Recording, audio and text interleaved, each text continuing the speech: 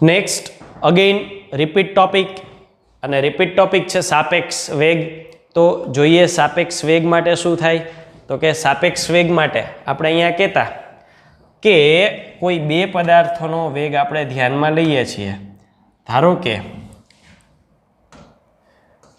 એનો વેગ va છે અને બીનો વેગ vb છે. હું અહીંયા ત્રીજું લખું છું એક વધારાનું, સીનો વેગ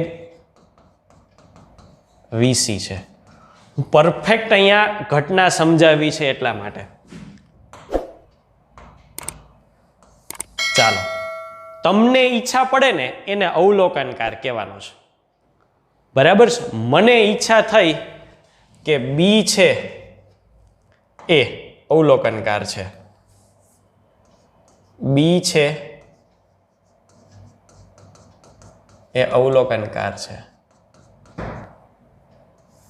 જ્યારે કોઈ પદાર્થો તંત્રમાં પોતપોતાની રીતે ગતિ કરતા હોય અને તંત્રમાં 3 ઘટકો હોય ને ત્યારે કોઈ એકને અવલોકનકાર બનાવવો પડે. અને મોટે ભાગે એ અવલોકનકાર કોને બનાવવામાં આવે? તો કે જે ઓછામાં ઓછો ગતિ કરતો એને અવલોકનકાર બનાવવામાં આવે. એવી પ્રાયોરિટી આપવામાં આવે છે. એટલે અહીંયા બી અવલોકનકાર છે તો મારે શું કરવું પડે? ધ્યાનથી જોજો. પેલું કામ એ કરવું પડે કે એ અવલોકનકારને ધ્યાનમાં લેવો પડે. એનો વેગ બીની સાપેક્ષ છે,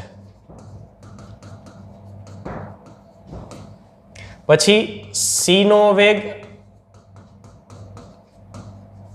બીની સાપેક્ષ છે, એનો વેગ બીની સાપેક્ષ એટલે v a b is equal to va minus vb. સીનો વેગ બીની સાપેક્ષ છે, vcb is equal to vc minus vb. હવે તમે એવું લખી શકો કે તમારે એનો વેગ જોઈએ છે. કોની સાપેક્ષે? તો કે સીની સાપેક્ષે. હવે એનો વેગ સીની સાપેક્ષે જોઈએ છે તો સમીકરણ મુજબ તો આવું જ થશે, vac is equal to va minus vc. પણ અહીંયા બી અવલોકનકાર હોય તો ડાયરેક્ટ આવું થઈ શકે? ન થઈ શકે, ન કરી શકાય. તમારી પાસે એકલા va નથી, va minus vb છે. તો જો અહીંયા હું ગોઠવણી કરું છું, ધ્યાનથી જોજો. va minus vc.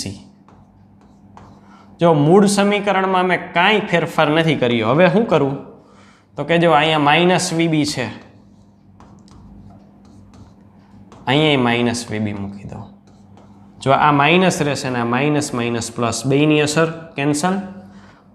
Yes, va minus vb એટલે vab અને આ શું થાય? માઇનસ vcb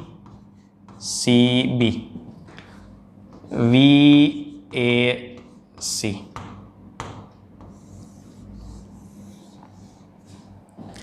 આ 3 પદાર્થો હોય અને સાપેક્ષ વેગ શોધવાનો હોય ત્યારનો કિસ્સો લીધો. એટલા માટે 2 હોય તો કંઈ પ્રશ્ન જ નથી. ખાલી એમ કે આનો વેગ આની સાપેક્ષે તો આપણે ત્રીજા ચેપ્ટરમાં કરતા જ, પણ ચોથા ચેપ્ટર માટે મેં વધારાનો પોઈન્ટ લીધો. અવલોકનકાર ત્રીજો જ હોય તો તમારે વ્યક્તિગત રીતે એને માપવા પડે. એટલે જો આવી સ્થિતિમાં તમારી ભૂલ નથી ની ચેક કરવું હોય ને તો અવલોકનકારનું નામ હંમેશા બીજું જ આવવું જોઈએ. બરાબર છે? અને ઊંધું કરો તો શું થાય? તો કે ઊંધું કરો ને તો નિશાની બદલી જાય. જો હવે માત્ર મેથ્સની કારીગરી જ આપણે કરીએ છીએ. VAB માઇનસ આ VCB છે એને બદલે VBC કરી નાખું તો ઊંધા કર્યા ને એટલે અહીં નિશાની ઊંધી કરવી પડે. તો માઇનસ માઇનસ શું થઈ જાય?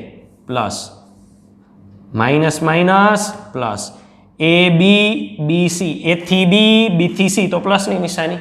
કન્ટિન્યુ થયું ને, A થી B ગયા B થી C તો પ્લસની નિશાની. Is it clear? આ બધા મેથ્સના કરામતો છે. આપણને જેટલા શોર્ટકટ આવડે એવું રિસ્ક લેવાય, ન આવડે તો સ્ટાન્ડર્ડ જે સિસ્ટમ છે એ મુજબ જ જવાય. તો આ રીતે આપણે સાપેક્ષ વેગ માપી શકીએ છીએ. એટલે ઊંધું કરો એનું એસી છે ને બદલે સીએ કરો તો નિશાની ઉલટાઈ જાય, કારણ કે તમે દિશા પણ ઉલટાવી છે. તો આ થયું સાપેક્ષ વેગ